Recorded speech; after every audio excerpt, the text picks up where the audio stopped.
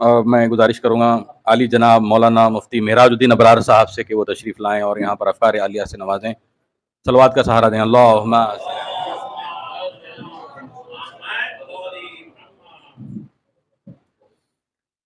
السلام علیکم ورحمۃ اللہ وبرکاتہ۔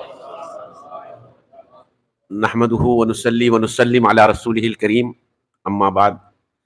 ایک بہترین نعت شریف سماعت کرنے کی سعادت حاصل ہوئی ہم سب کو، اور محفل کو آپ نے بالکل گرما دیا، بلکہ اپنی گرمی کے نقطے عروج پہ پہنچ گئی۔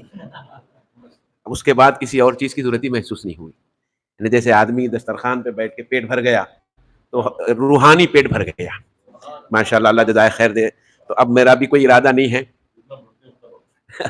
تو اب کیونکہ حاضر ہوا ہوں تو میں بھی چند ہی منٹ آپ حضرات کے چیدہ کچھ باتیں، ہمیشہ آپ تقریر سنتے ہی رہتے۔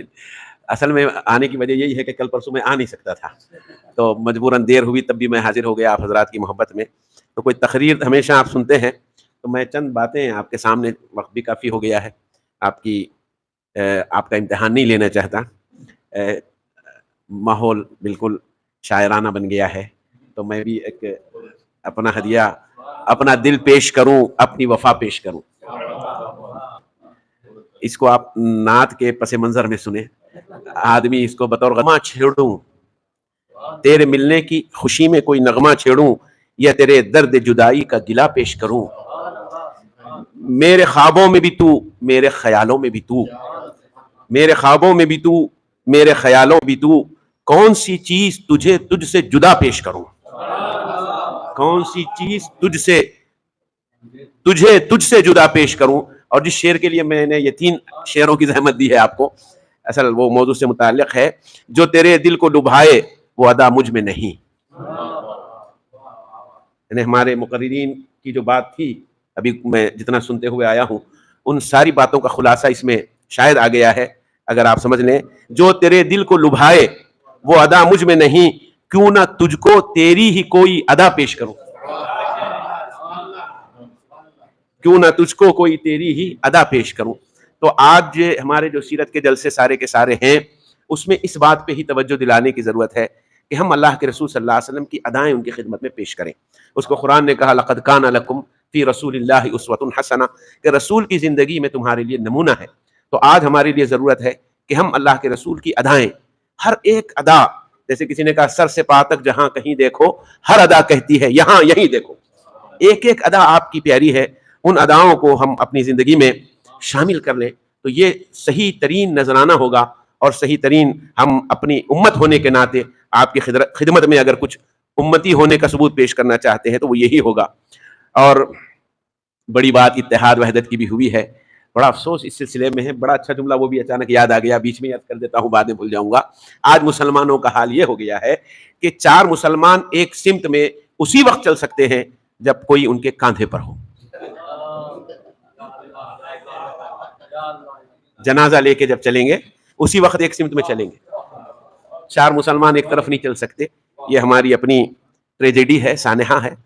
تو ان محافل کا مقصد یہی ہے، جو ہفتہ وحدت آپ منا رہے ہیں، تو اس کا مقصد بھی یہی ہے کہ ہم کچھ طے کریں اپنے طور پہ کہ ایک ساتھ مل جل کے ہم چلیں اور اپنے کام کو آگے بڑھائیں۔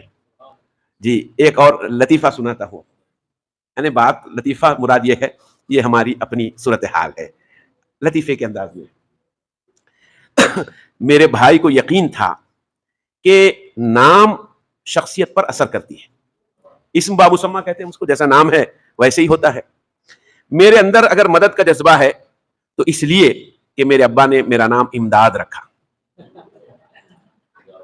میرے ابا نے میرا نام امداد رکھا تو مدد کا جذبہ ہے۔ بڑے بھائی نمازی اور نام بھی زاہد، آپا کا نام نفیسہ تھا اور مزاج کی بھی نفاست پسند تھی۔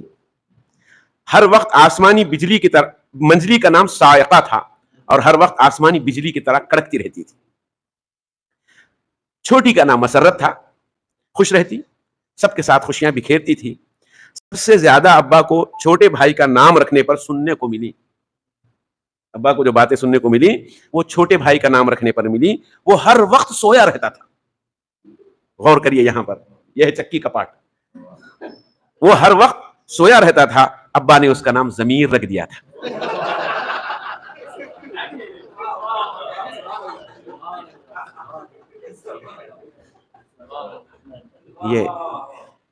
یہ صورتحال ہے ہماری۔ لطیفہ اپنی جگہ ہے، لیکن یہ ہماری صورتحال ہے۔ کیوں؟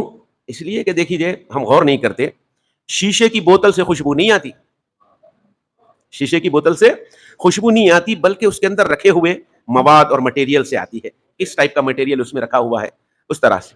اس طرح صرف مسلمان ہونا کافی نہیں ہے، بلکہ آپ کا طریقہ زندگی کا چال چلن، گفتگو اور کردار بھی ایسا ہونا چاہیے جس سے پتا چلے کہ آپ مسلمان ہیں، آپ امت محمدیہ ہیں، آپ کے اندر میں ہونا چاہیے۔ اور بات وحدت کی، اس کا بڑا جو وجہ ہے وہ بھی قابل غور ہے۔ یہ بھی ایک بزرگ کا قول ہے، میں عنوانی پیش کر رہا ہوں، اپنی تقریر نہیں، لوگوں کے اقوال آپ کے سامنے پیش کر دے رہا ہوں آج۔ جب قوم میں زوال آتا ہے تو اس کے اکابر اس کے لیے دین کا ماخذ بن جاتے ہیں۔ قوم میں جب زوال آتا ہے تو قوم کے جو اکابر ہوتے ہیں، قوم کے جو بڑے ہوتے ہیں، وہ اس کا ماخذ بن جاتے ہیں۔ تو اب قرآن کو یا تو ثواب اور تبرک کے طور پر پڑھا جاتا ہے، یا اپنے اکابر کے دین کو صحیح ثابت کرنے کے لیے۔ خدا کی کتاب اصل رہنما کی حیثیت سے اپنا مقام کھو دیتی ہے۔ خدا ایک ہے، خدا ایک ہے مگر اکابر ایک نہیں ہے۔ خدا ایک ہے مگر اکابر نہیں ہے ایک۔ یہی وجہ ہے کہ قوم جب دین اکابر پر ہوتی ہے تو اس کے پاس 73 فرقوں میں بٹنا دراصل 73 اکابر کے حلقوں میں تقسیم ہونے کا دوسرا نام ہے۔ اکابر کے دین پہ ہم چل رہے ہیں، مسلمان آج اکابر کے دین پر ہے، ان کے پاس اکابر کے نام پر سرگرمیاں ہیں مگر خدا کے نام پہ کوئی سرگرمی نہیں۔ اکابر کی بڑائی بیان کرنے سے ان کے زبان و قلم نہیں تھکتے، مگر خدا کی بڑائی بیان کرنے والا ان کے درمیان کوئی نہیں ہے۔ تو یہ ہماری آپس میں انتشار کی وجہ ہے۔ اس لیے علامہ اقبال نے کہا تھا، اللہ بھی، دین بھی، قرآن بھی ایک، کچھ بڑی بات تھی جو ہوتے مسلمان بھی ایک۔ یہ پیغام ہے ہماری اس مجلس کا کہ وحدت اسی وقت قائم ہوگی، جیسے ابھی کہا جا رہا تھا کہ ایک کو ایک ماننے کا نام نہیں ہے۔ توحید اور واحد یہ الگ الگ چیزیں ہیں، ہر ایک اپنی جگہ رہے کہ پھر اس میں ایک ہو، اس کو کہتے ہیں توحید۔ تو توحید اور ایکتائی یہی ایک مرکز ہو سکتا ہے، ایک نقطہ، ایک پوائنٹ ہو سکتا ہے جہاں ہم سب مجتمع ہو سکتے ہیں، ورنہ اس سے نیچے اتریں گے تو پھر اکابر کے دین پر ہوں گے۔ اور کل قیامت میں قرآن نے کہا کہ جب لوگ دیکھیں گے اپنا انجام کہ ہم اکابر کے دین پر تھے، تو اللہ سے کہیں گے کہ اللہ یہ ہمارے بڑے ہیں، یہ ہمارے بڑے ہیں اور انہوں نے ہم کو گمراہ کیا، ان کو آپ ڈبل سزا دیجیے۔ تو اس لیے اکابرین کا دین نہیں، ہمارے پاس دین لا الہ الا اللہ محمد رسول اللہ کا ہے، اور اس کے لیے ہمارے لیے قیامت تک قرآن نمون عمل ہے۔ اور آخری بات اصل میں جو عرض کرنا چاہ رہا تھا، موڈ یا دوسرا بن گیا، ایک ہی گزارش تھی، وہ یہ کہ ہم سیرت کی روشنی میں ایک بات طے کریں جو ہماری قوم کی کمزوری ہے کہ ہم لوگ سست ہیں۔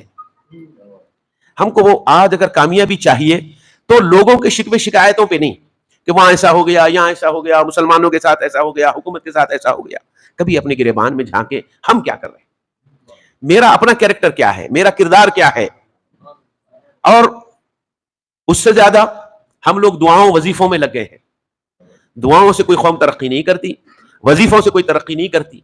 ہمارے لیے نمونہ اللہ کے رسول ہیں۔ اگر دعاؤں سے کام ہوتا تو اللہ کے رسول کو بدر میں جانے کی نوبت نہیں آتی، احد کی لڑائی نہیں ہوتی، حنین، احزاب اور تبوک نہیں ہوتے، امام حسین کو کربلا میں سر اپنا کٹانا نہیں پڑتا۔ ظاہر ہے آپ سب گواہی دیں گے، امام حسین اگر دعا کرتے تو کوئی یزیدی بچتا، وہاں سے دعا کرتے، پھونک دیتے، سارا کام ہوتا۔ اللہ کے رسول، اور آگے جائیے، اللہ کے رسول دعا کرتے تو کوئی کافر اور مشرک کا سوال ہی نہیں تھا۔ لیکن اللہ کے رسول صلی اللہ علیہ وسلم 1000 کے لشکر کے مقابلے میں 313 کو میدان میں کھڑا کرتے ہیں، پہلے 313 کھڑے ہوئے ہیں، اس کے بعد اللہ کے رسول کی دعا ہو رہی، اللہ میری اپنی پوری کمائی، اتنے سالوں کی جو کمائی تھی، یہ 313 ہیں، آج میں اس کو جنگ کے میدان میں جھونک رہا ہوں، اللہ ان کو کامیابی اگر آپ نہیں دیں گے تو اس زمین پر قیامت تک آپ کا نام لیوا نہیں ہوگا۔ جھونک دیا اپنے صحابہ کو، ساتھیوں کو، پھر اللہ سے دعا کی یہ ہے ہمارے لیے نمونہ کہ ہم محنت کریں, جدوجہد کریں, کوشش کریں, اٹھے بیدار ہوں, ہمارے ہاتھ میں کیا ہے, ہم کیا کچھ کر سکتے ہیں وہ کریں, پھر اس کے بعد دعا کریں اللہ ہم کو کامیابی عطا کرے گا. کبھی یہ مت سوچو کہ میں کیا ہوں, میری اوقات کیا ہے. یوسف علیہ السلام بازار میں بک رہے تھے, ایک بڑھیا گٹلیاں لے کے آئی کھجور کی. ارے بھئی یہ کھجور کی گٹلیوں سے تو یوسف کو خریدو گی. کہا کہ مجھے پتا ہے اسے یوسف نہیں ملیں گے, لیکن خریدنے والوں کی لسٹ میں میرا نام تو آئے گا. تو یہ مت سوچو یوسف مل جائیں گے, لسٹ میں نام تو آ جائے گا. حضرت ابراہیم علیہ السلام کو آگ میں ڈالا گیا, ایک چڑیا پانی کا ایک خطرہ اس میں گرا رہی ہے. اس سے پوچھا گیا یہ خطرے سے آگ بجھے گی؟ کہا کہ نہیں, لیکن اگر اللہ کل پوچھے کہ ابراہیم کو آگ میں جلایا گیا تھا میرے خلیل کو, تو کیا کر رہی تھی, تو میں اللہ کے پاس جواب دہ ہوں کہ میری اتنی اوقات تھی, میں اتنا کام کر رہی. لا یکلف اللہ نفسا الا وسعها, اللہ وسعت سے زیادہ مکلف نہیں کرتے. لیکن عزیزو ہم جس بات کے مکلف ہیں وہ ہم سب جانتے ہیں. ہم کو دیکھنا چاہیے کہ میں کیا کچھ کر سکتا ہوں, وہ میں کر رہا ہوں یا نہیں کر رہا ہوں. یہ زمانہ بہت ہی اب نازک دور میں آ گیا ہے. اب لوگوں کی طرف نہیں دیکھنا ہے کہ لوگ کیا کر رہے ہیں, اپنی طرف دیکھنا ہے کہ ہم کیا کر رہے ہیں.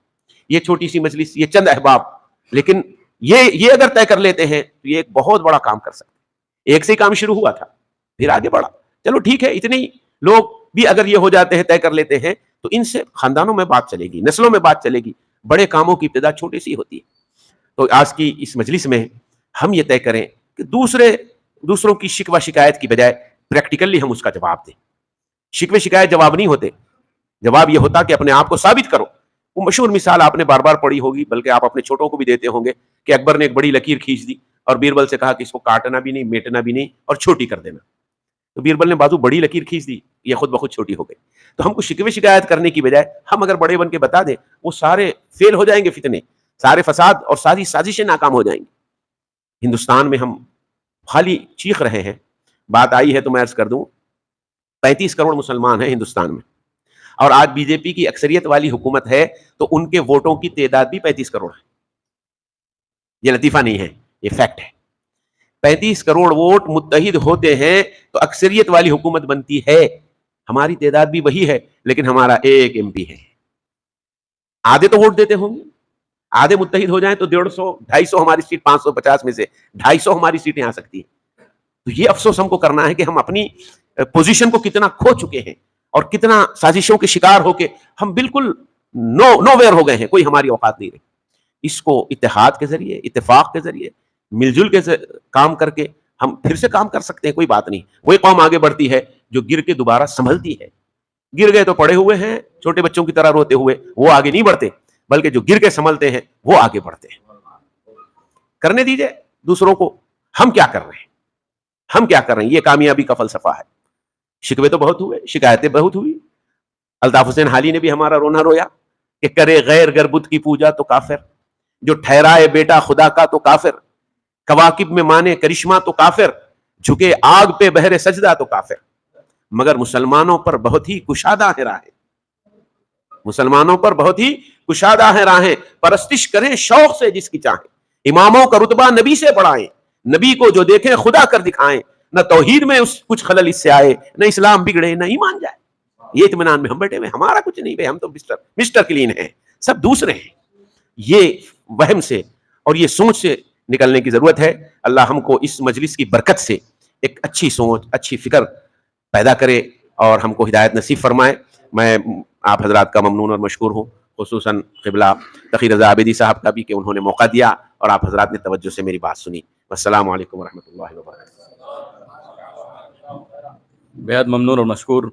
اب میں گزارش کرتا ہوں